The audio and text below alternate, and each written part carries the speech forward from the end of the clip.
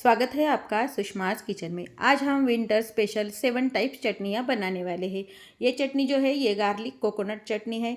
दूसरी चटनी है ये हमारी मूंगफली की चटनी है। तीसरी चटनी हमारी है ये तिल की चटनी है। सफ़ेद तिल होते हैं ना, उससे हम बनाने वाले हैं। जवस की मतलब आलसी की ये चटनी है।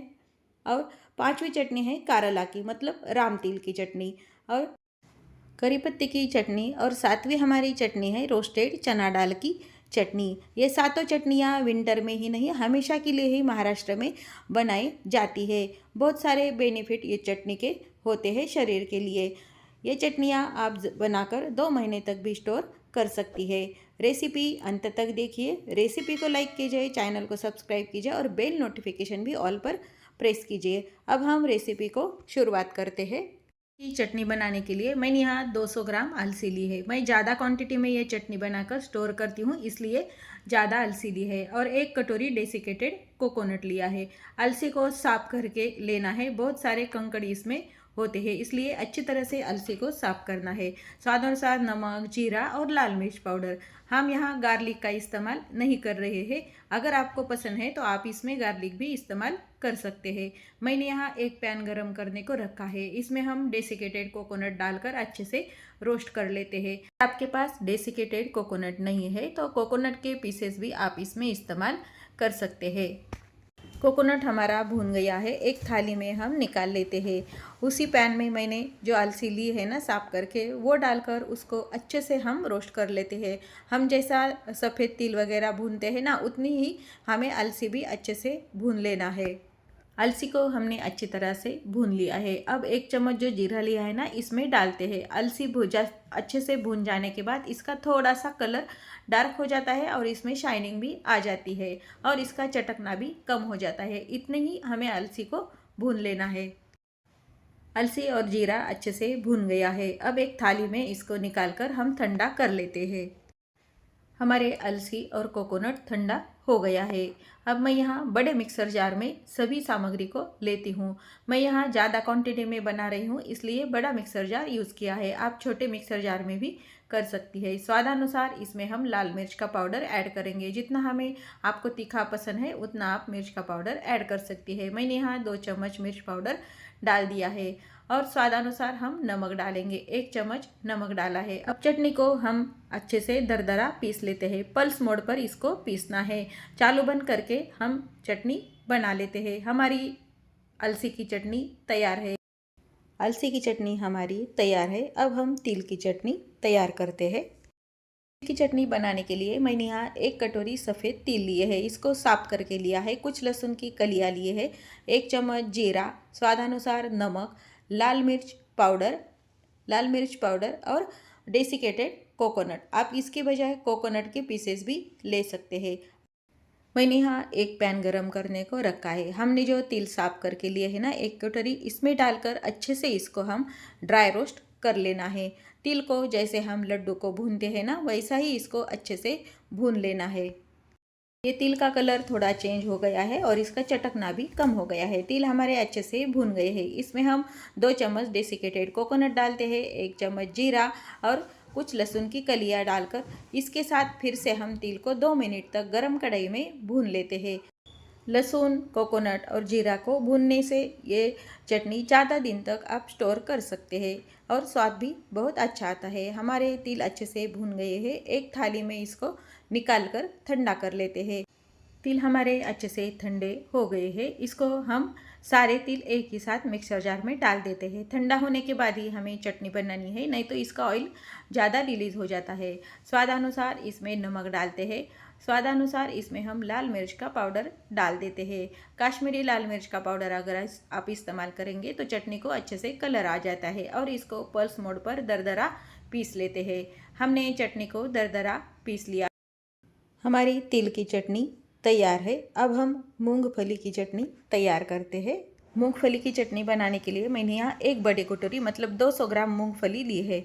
ऑयल 5 या 6 चम्मच, नमक, लाल मिर्च पाउडर, जीरा और 10 से 15 लहसुन की कलियाँ छीलकर अब हम मूंगफली को भूनने के लिए एक पैन गरम करने को रखा है। इसमें साफ करके ली हुई मूंगफली डाल दी है। मैं यह ज़्यादा मात्रा में मूंगफली की चटनी बना रही हूँ, इसके लिए मैंने 200 ग्राम मूंगफली ली है। अब इसको अच्छे से ड्राई रोस्ट ही कर लेते हैं।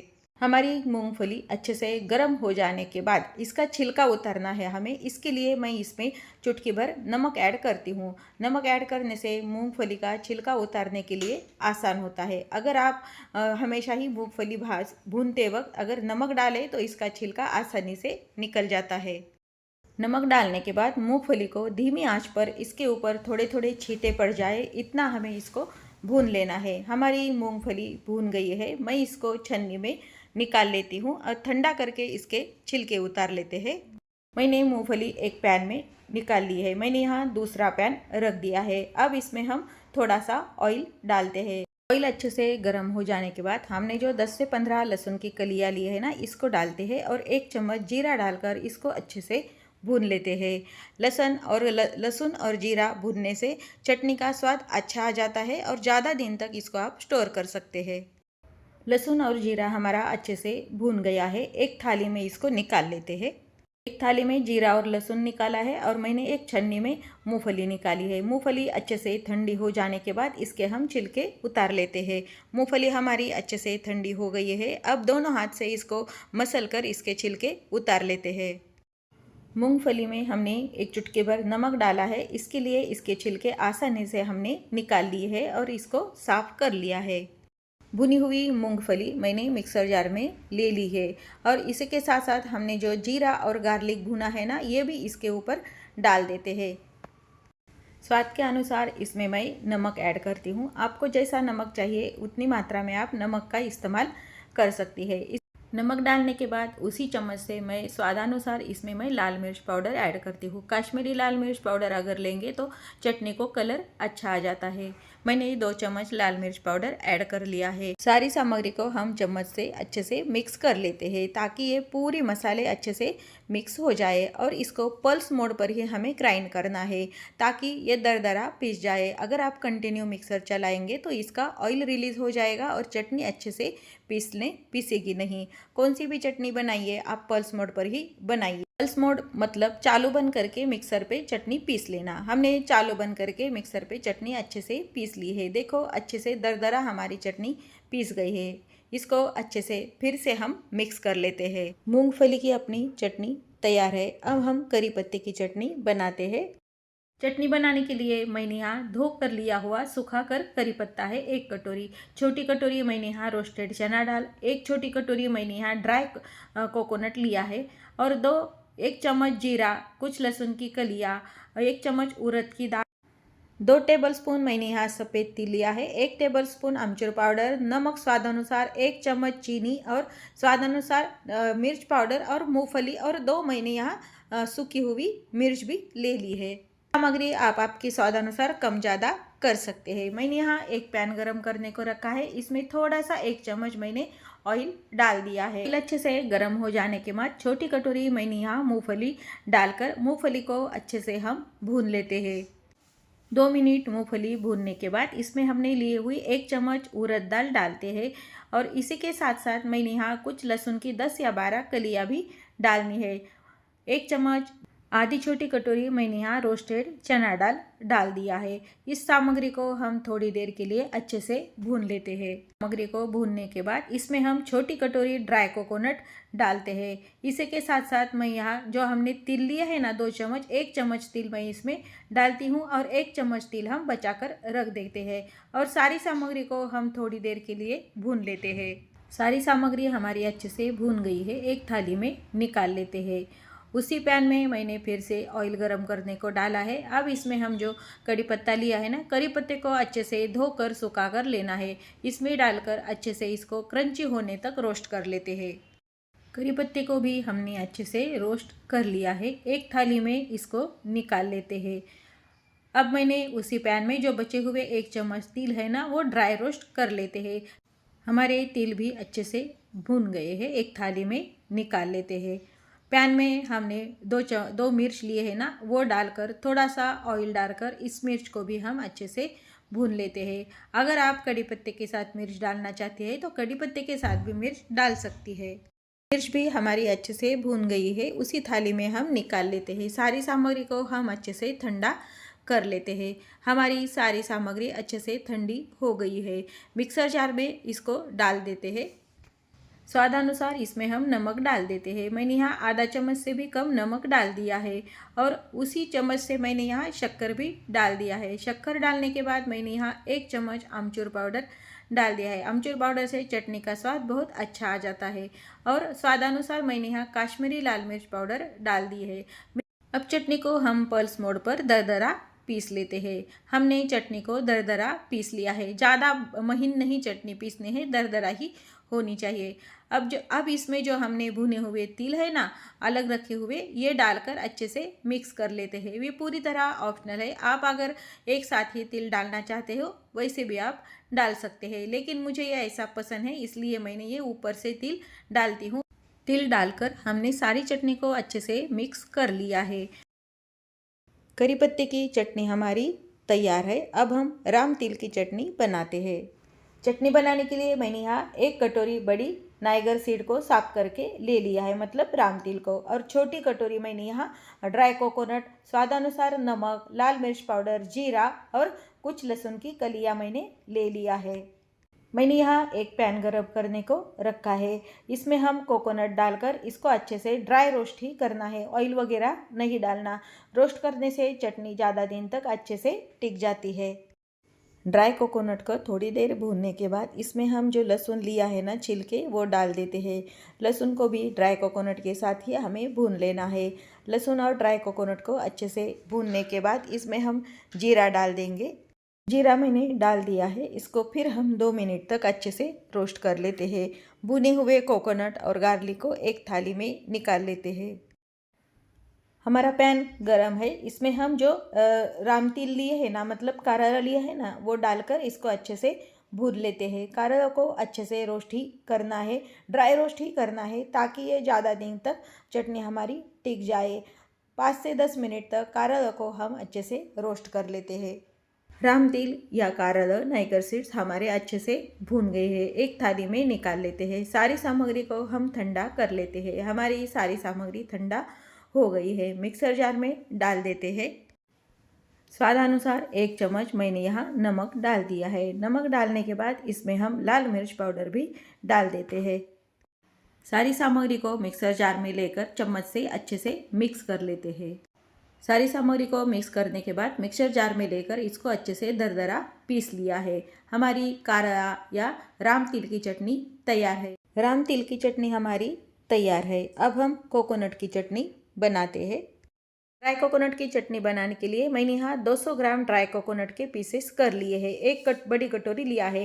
स्वादानुसार लाल मिर्च, जीरा और स्वादानुसार नमक और कुछ लहसुन की कलियाँ मैंने ले ली है। आप इस सामग्री का इस्तेमाल आपके स्वादानुसार कम ज़्यादा भी कर सकते हैं। मैंने यहाँ कुछ मसाले भूनने के लिए पैन गरम करने को रखा है और ड्राई कोकोनट इसमें डालकर अच्छी तरह से हम इसको रोस्ट कर लेंगे। ड्राई कोकोनट को रोस्ट करने से ये चटनी ज़्यादा दिन तक अच्छी टिक जाती है। अगर आप ड्राई कोकोनट को रोस्ट नहीं करेंगे तो चटनी जल्दी ही खराब हो जाती है। ड्राई कोकोनट को हमने अच्छे से रोस्ट कर लिया है। इसको एक थाली में हम निकाल लेते हैं। उसी पैन में हमने लहसुन को डालकर अच्छे से रोस्ट कर लेना है। लहसुन थोड़ी देर के लिए रोस्ट हो जाने के बाद 1 चम्मच जो जीरा लिया है ना, इसमें डालकर जीरे को भी अच्छे से हम भून लेंगे। सारी सामग्री को भूनने से चटनी ज़्यादा दिन तक अच्छे टिक जाती है। सारी सामग्री हमारी भून गई है। एक थाली में निकाल लेते हैं। हमने सारी सामग्री ठंडी करने को रख दिया है। हमारी सारी सामग्री ठंडी हो गई है। मिक्सर जार में सारी सामग्री लेकर पहले मिर्च नमक डालने से पहले ही इसको थोड़ा सा हम मिक्सर जार में लेकर पल्स मोड पर दरदरा पीस लेते हैं। हमने कोकोनट को और गार्लिक को अच्छे से दरदरा पीस लिया है। दरदरा पीसने के बाद इसमें हम कुछ मसाले ऐड कर लेते हैं। हमने यहाँ स्वादानुसार मिर्च पाउडर ऐड करनी है। काश्मीरी मिर्च पाउडर का इस्तेमाल कीजिए ताकि हमारे चटनी को कलर अच्छा आ जाए। स्वादानुसार नमक भी डाल देते हैं। सारी सामग्री नमक और मिर्च डालकर इसको नीचे ही थोड़ा सा हम चम्मच से मिक्स कर लेते हैं और मिक्सर जार में लेकर दरदरा पीस लेते हैं। हमने गार्लिक और कोकोनट की चटनी को अच्छे से पीस लिया है। ऐसा दरदरा ही रखिएगा ताकि ये चटनी का स्वाद बहुत अच्छा आ जाता है। हमारी गार्लिक और कोकोनट की चटनी तैयार है।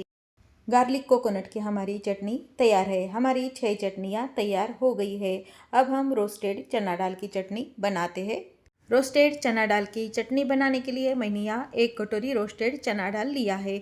आप इसके बजाय भुने चने भी इस्तेमाल कर सकते हैं। रोस्टेड चना दाल 1 कटोरी, 10-12 मैंने यहाँ पीसेस जो है ना कड़ी पत्ते के लिए है, 10 से 12 लहसुन की कलियाँ, 2 लाल मिर्च और छोटी कटोरी डेसिकेटेड कोकोनट। आप यहाँ डेसिकेटेड कोकोनट के बजाय कोकोनट के पीसेस भी इस्तेमाल कर सकते हैं। मैंने यहाँ एक पैन गरम करने को रखा है। इसमें 1 चम्मच ऑयल डाल देते हैं।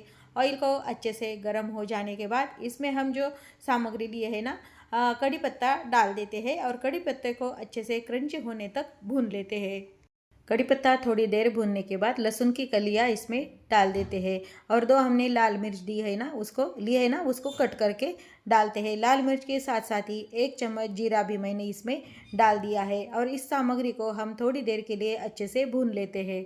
सारी सामग्री हमारी अच्छे से भून गई है। डेसिकेटेड कोकोनट इसमें डाल देते हैं। इसके साथ साथ भुने चने की दाल भी हम इसमें डालकर अच्छे से इसको रोस्ट कर लेते हैं। सारी सामग्री को हमने अच्छे से भून लिया है। एक थाली में निकालकर इसको अच्छे से ठंडा कर लेते हैं। सारी सामग्री हमारी ठंडी हो गई है। अब मिक्सर जार में लेकर इसको हम पीस लेते हैं। हमने चना दाल में लाल मिर्च भी डाला है और मैंने यहाँ मिर्च पाउडर भी डाल दिया है। अगर आपको कम तीखा पसंद है तो मिर्च पाउडर नहीं डालेंगे तो भी चलेगा। मिर्च पाउडर डालने के बाद स्वादानुसार नमक डालेंगे और सारी सामग्री को हम अच्छे से मिक्सर पर दरदरा पीस लेंगे। हमने सारी चटनी को अच्छे से दरदरा पीस लिया है। हमारी रोस्टेड चना दाल की चटनी तैयार है। हमने 7 चटनियाँ बना ली है। ये चटनियाँ आप बनाकर 2 महीने तक स्टोर कर सकती है। सफ़र में भी ले जा सकती है। रोटी, चपाती या पराठे के साथ भी ये बहुत अच्छी लगती है। आपको रेसिपी कैसी लगी कमेंट करके ज़रूर बताइएगा। इस तरह चटनी ज़रूर बना के देखिएगा। आपको अगर मेरा वीडियो पसंद है तो वीडियो को लाइक कीजिए, चैनल को सब्सक्राइब कीजिए और बेल नोटिफिकेशन भी ऑल पर प्रेस कीजिए। ऐसे ही नई रेसिपी के साथ फिर मिलते हैं। तब तक के लिए बाय बाय। वीडियो देखने के लिए धन्यवाद।